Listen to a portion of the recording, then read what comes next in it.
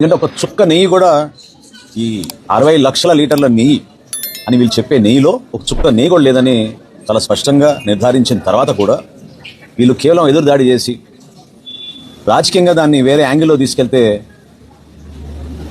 వ్యక్తులపైన బురద జల్లడానికి చేస్తున్న ప్రయత్నం సమాజం అంతా కూడా ఆలోచించాలి, ఖండించాలి.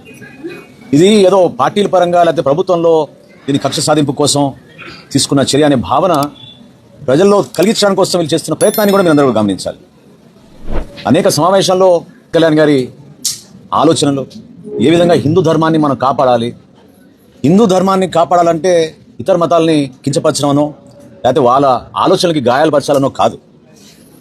కనీసం భక్తుడనే ఆలోచనతోటి ప్రతి వ్యక్తి ఇది మన బాధ్యత, ఇంత పొరపాటు జరిగింది, దీన్ని ఏ విధంగా ఒక ప్రక్షాళన జరిగి రాబోయే రోజుల్లో ఇటువంటి పొరపాట్లు ఇంకొకసారి జరగకుండా ఒక్క తిరుమలలో జరిగిన ఈ అంశం పైన ఈరోజు లోతుగా ఎందుకు అందరు చర్చించాల్సిన అవకాశం ఆలోచన రావాలనే దానిపై నేను ప్రయత్నం చేస్తున్నాను.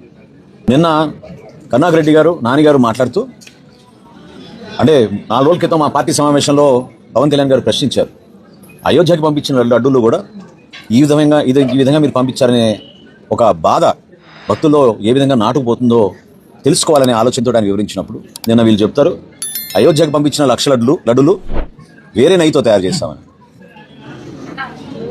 అంటే అది నిజమే అయితే మరొక్కసారి మీరు ఏ విధంగా మీరు చేసిన తప్పుని, మీరు ఉపయోగించిన పదార్థాలని, మీరు ఏ విధంగా ప్రజల్ని మోసం చేసి పరిపాలించారో ఈ 5 సంవత్సరాలు గుర్తు తెచ్చుకోవాలి.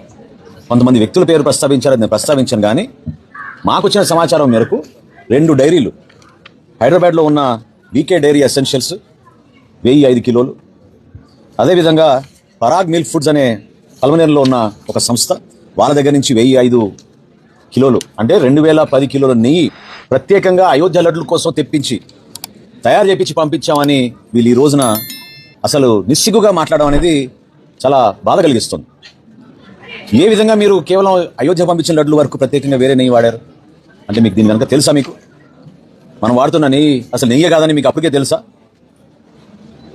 రామ్ జన్మభూమి ట్రస్ట్ నుంచి మాకు 1 లక్ష మినీ లడ్డూలు పంపించమని వాళ్ళు ఉత్తరం రాసినప్పుడు టీటీడీ బోర్డు నుంచి వాళ్ళు దీనిపైన అంగీకరించి సరఫరా చేద్దామని నిర్ణయించుకున్నప్పుడు అక్కడే కదా పవిత్రమైన తిరుమలలోనే కదా లడ్డూలు చేసేది. అంతేగాని మేము సపరేట్గా పంచదార పంపిస్తాం, మేము శనగపప్పు సపరేట్గా పంపిస్తాం అంటే లడ్డూలు మీకు తయారు చేసి ఇస్తారా చెప్పండి?